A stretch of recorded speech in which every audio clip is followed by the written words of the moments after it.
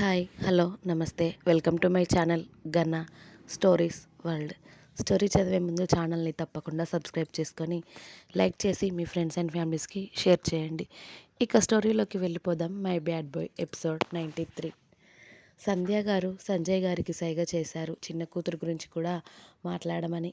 అలాగే అని సంజయ్ గారు మనోహర్, ఎలాగో పెద్దవాళ్ళకి పెళ్లి చూపులు సెట్ అయ్యాయి కదా, ఎలాగో నీ చిన్న కొడుకు కూడా ఇంకో సంవత్సరం తర్వాత పెళ్ళి చేయాలి కదా, అదేదో నా చిన్న కూతురు సమీరా అని చరణ్కి అడగాలి అని అనుకుంటున్నాం. మీకు ఇష్టమైతే వీళ్ళ పెళ్ళి తర్వాత ఇంకొక సంవత్సరం తర్వాత వీళ్ళ పెళ్ళి కూడా పెట్టుకుందాం. ఎందుకంటే ఒకేసారి పెట్టుకుంటే ఒకరు పెళ్ళికి ఒకరు ఎంజాయ్ చేసినట్టు ఉండదు. అలాగే సమీర ఒక సంవత్సరం పాటు జాబ్ చేయాలి అని అనుకుంటుంది. ఏమంటారు చెల్లమ్మ మీరు అని అడిగారు సంజయ్ గారు మీనాక్షి గారిని. ఆల్రెడీ మీనాక్షి మనోహర్ గారు కూడా అనుకున్నది రుద్ర అన్నదే కాబట్టి వాళ్ళకి కూడా సమీర నచ్చడంతో ఇదే మాట మేమే అడుగుదాం అనుకున్నాం అన్నయ్య గారు, ఇంతలో మీరే అడిగేశారు. వీళ్ళకి ముడిపెట్టాక ఆ తర్వాత చిన్నవాళ్ళకి కూడా ముడిపెడితే అయిపోతుంది. ఏరా చరణ్, సమీరాని పెళ్లి చేసుకోవడం నీకు ఇష్టమేనా? ఎలాగూ తను నీ ఫ్రెండే కదా అని అడిగారు మీనాక్షి గారు చిన్న కొడుకుని. అబ్బా అన్నట్టు శ్రావణి, శౌర్య, వేద చూస్తూ ఉన్నారు. ఎందుకంటే వీళ్ళ నలుగురికి ఆల్రెడీ వాళ్ళ లవ్ మ్యాటర్ తెలుసు కదా, రుద్రతో సహా. కాబట్టి మనవాడు ఎక్స్ప్రెషన్స్ ఇవ్వడు, ఓన్లీ చూస్తూ ఉంటాడు. అక్కడ జరిగేది వాళ్ళ టాపిక్ తీసుకురాకపోయినా రుద్రనే ఆ టాపిక్ తెచ్చి ఖచ్చితంగా చరణ్ సమీర పెళ్ళి ఒప్పించేవాడు. మాట్లాడుకుంటున్నారు కాబట్టి వాళ్ళు సైలెంట్గా ఉన్నాడు ఇక రుద్ర. ఇక మనోడిని పెద్దవాళ్ళు అడిగేసరికి కొద్దిగా హెచ్చులకి పోయి, మమ్మీ నీ మాటను నేను ఎప్పుడైనా కాదంటానా? నువ్వెవ్వరిని చెప్తే వారి మెడలో తాళి కడతాను మమ్మీ. మీ ఇష్టమే నా ఇష్టం.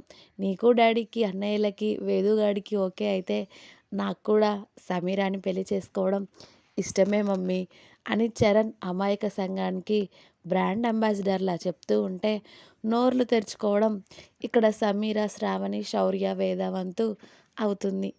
తమ్ముడి కోతి వేషాలు ఆల్రెడీ రుద్రకి తెలుసు కాబట్టి సైలెంట్గా అతడు లోపలే నవ్వుకుంటూ ఉంటే మీనాక్షి మనోహర్ గారు మాత్రం అబ్బా కొడుకు చెప్పిన మాట వింటున్నాడు అని ఎంత పొంగిపోతారో అసలు.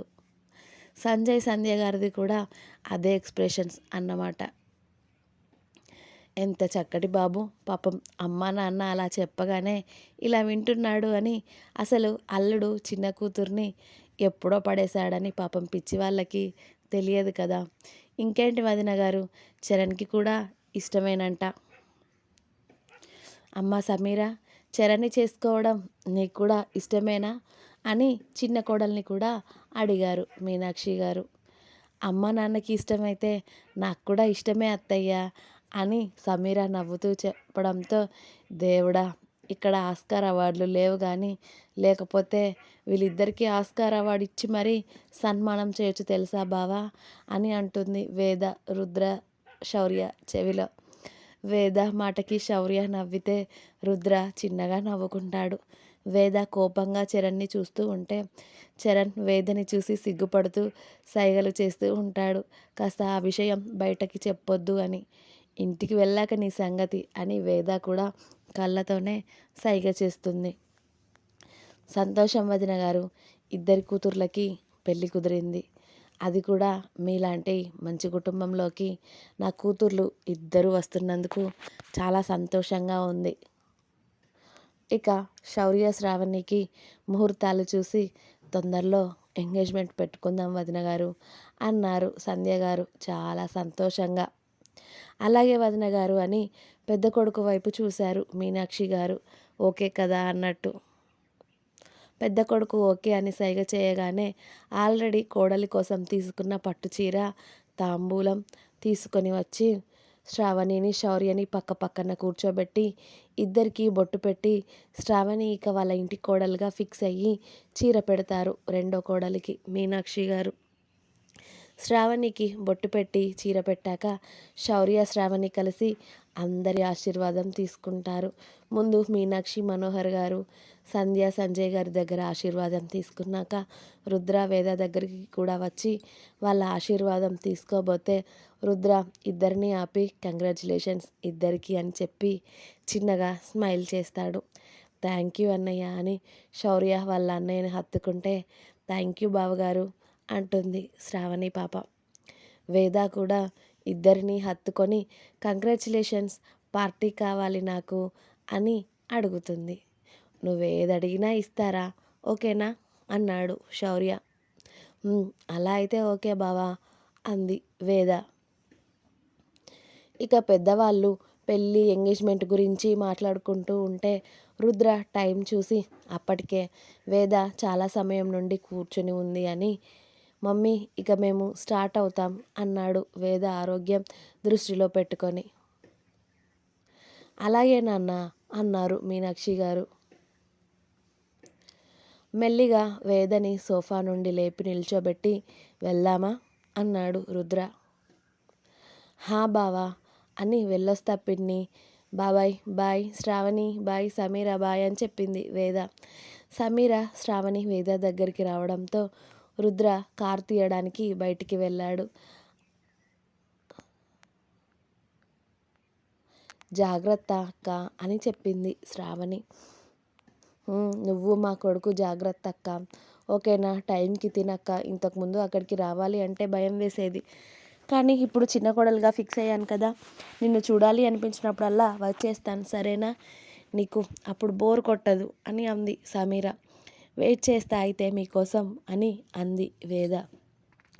మీనాక్షి గారు కూడా కోడల దగ్గరికి వచ్చి జాగ్రత్త తల్లి, వెళ్ళి కాసేపు రెస్ట్ తీసుకోవే, చాలాసేపు కూర్చున్నావు కదా, ఏమైనా తిని కాసేపు పడుకో సరేనా అని కోడల్ని దగ్గరుండి పంపిస్తారు.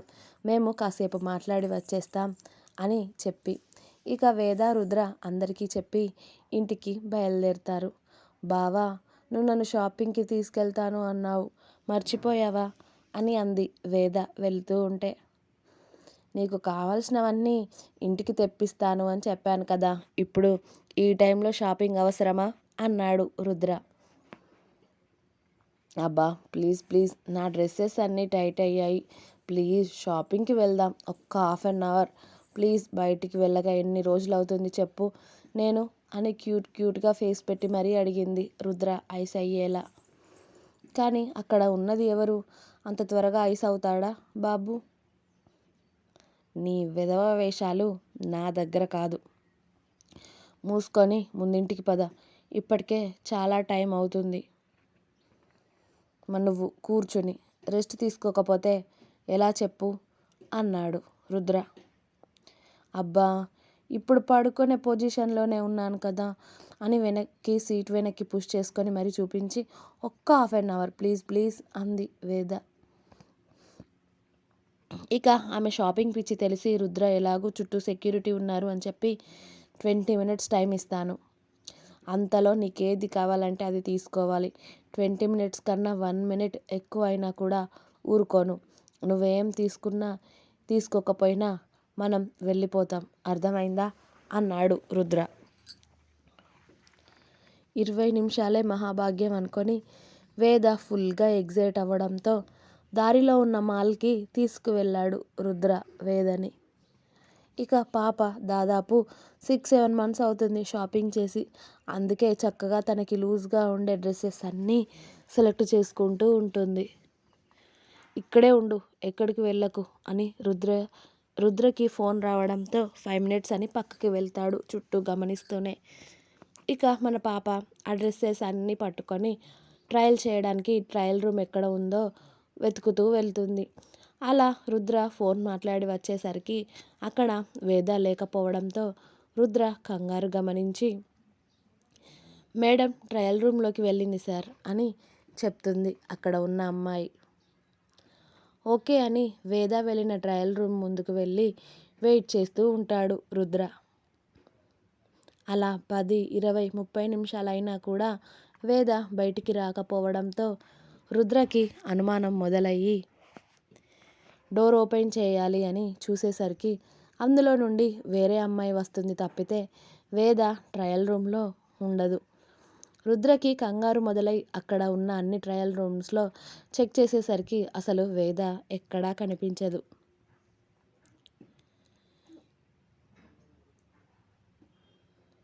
ఇంకా ఉంది. మీకు నా స్టోరీస్ నచ్చినట్టయితే ప్లీజ్ లైక్ చేయండి, షేర్ చేయండి. అలాగే మీ ఫ్రెండ్స్ అండ్ ఫ్యామిలీస్కి షేర్ చేయండి.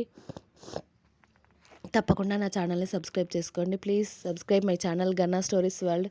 Thanks for watching my video. Bye.